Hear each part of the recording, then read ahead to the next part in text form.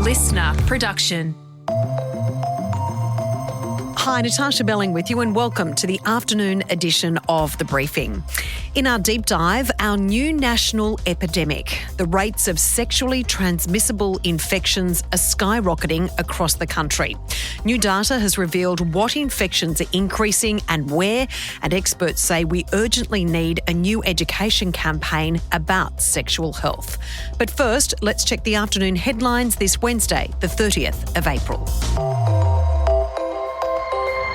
The murder trial of Erin Patterson continues in Victoria, with the court today hearing the 50-year-old had invited guests over to lunch to tell them she had cancer. The mother of two is accused of murdering three people, including her in-laws, after serving them beef Wellington in 2023. She has denied any wrongdoing. The jury also heard Erin served her guests the mushroom meal on different coloured plates to her own.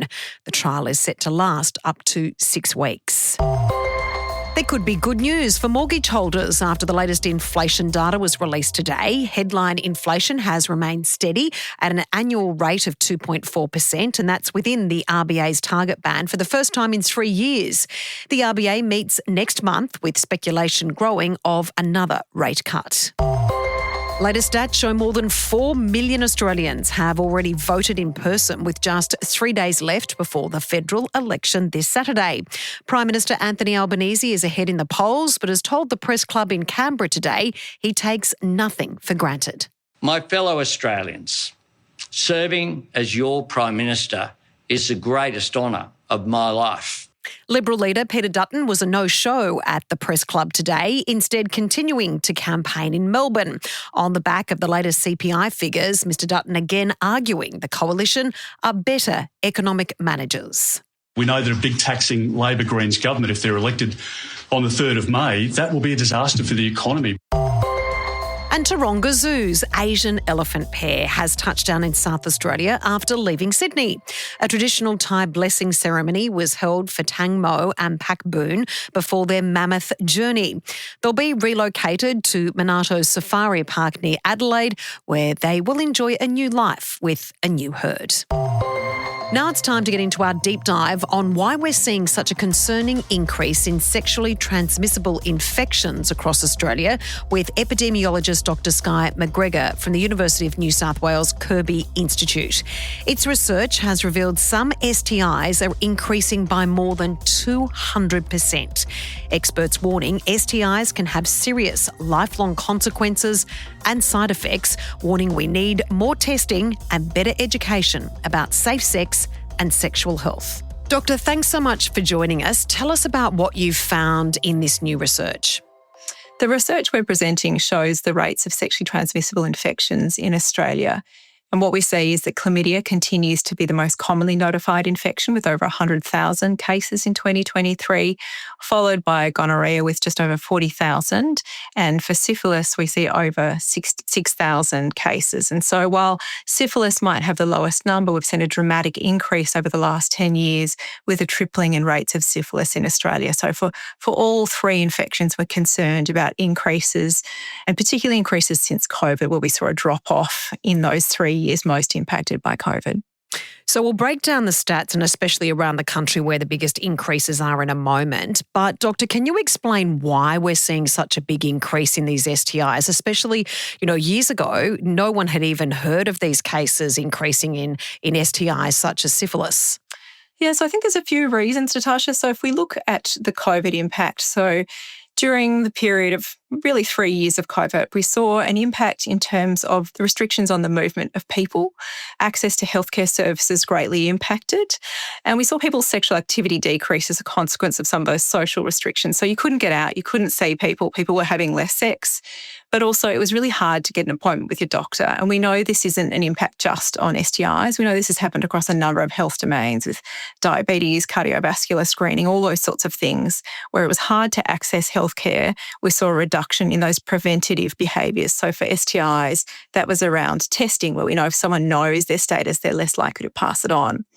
And so we saw a decrease in COVID, but then a really substantial increase post-COVID.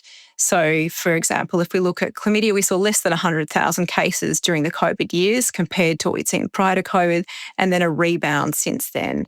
And I guess part of that rebound and the increase we've seen over that 10 years is attributed to a number of factors. So we've seen a reduction in condom reuse, so among young people, among gay and bisexual men, a reduction in condom use because we've seen the advent of highly effective HIV prevention therapies, so for example, pre-exposure prophylaxis.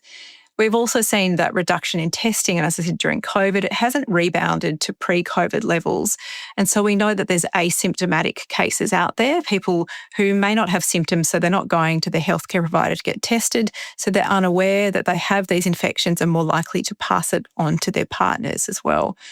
So it's not a straightforward answer as to why it's increasing, a range of factors that we need to take into consideration. And in regards to the breakdown of these statistics and research regarding STIs, what has your research found about where the biggest growth areas are across Australia regarding cities or rural or regional communities? Yeah, so we certainly see some differences by geographic location. If we look more broadly at chlamydia and gonorrhea and syphilis. So syphilis, we've seen higher rates in urban settings among non-Indigenous people, but if we look at Aboriginal and Torres Strait Islander, the rates are far, far higher in remote settings. Whereas chlamydia, we see the higher rates among non-Indigenous and remote settings than the non-Indigenous population. So these, together with some of the other data that we've seen recently around, for example, in New South Wales, the highest rates are in inner city and urban areas, suggests that there are geographic disparity, but by population. So it means that we really need to look at who are the populations most impacted. How can we access care in these different settings? In urban settings, what are the barriers there? In regional settings and remote settings, what are the different barriers for people accessing care?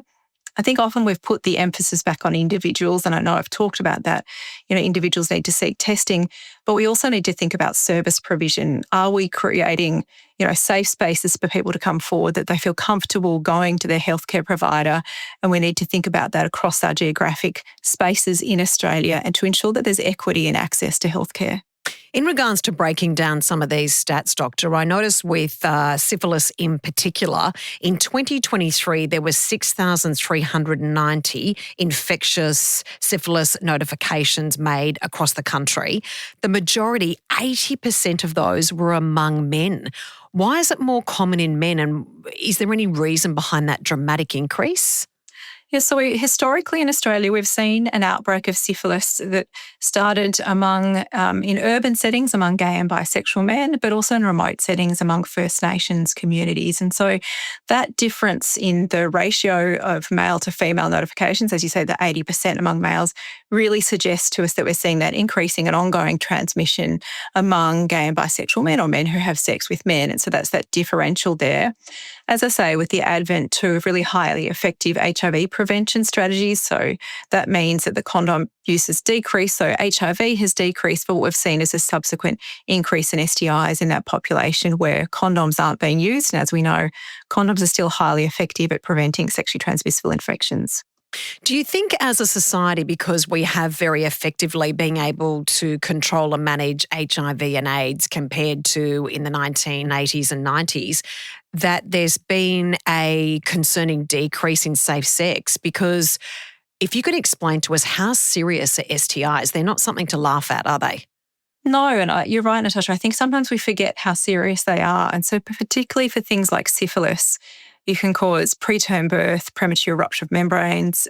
Infertility for chlamydia, gonorrhea and syphilis can all cause infertility, but also particularly for syphilis, it can pass from the mother to the infant and cause stillbirth or significant congenital abnormalities, so congenital syphilis, which can result in lifelong disability. So we're talking about some really serious infections. All three of them have significant impacts. So yeah, I do think we need to sort of normalise discussions around sexual health. There still is a lot of stigma around sexual health, and that prevents people from both having discussions with their sexual partners, because we should do that before we have sex with people. Have a discussion about your sexual health. Normalise that.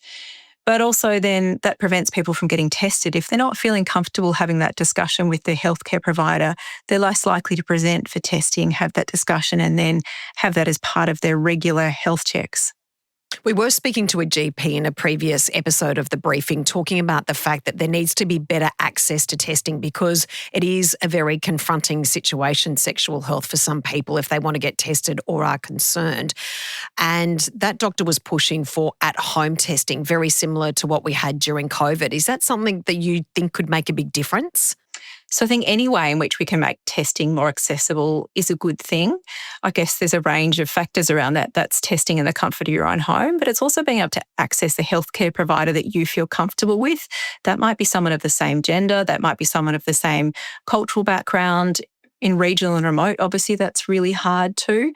I think the only thing with self-testing is to make sure that people then have good engagement with their healthcare provider if they do get a positive result, and also that they ensure they have comprehensive sexual health screening. So the guidelines recommend chlamydia, gonorrhea, syphilis and HIV testing, so ensuring we're having all of those so people have the best possible sexual and reproductive health they possibly can.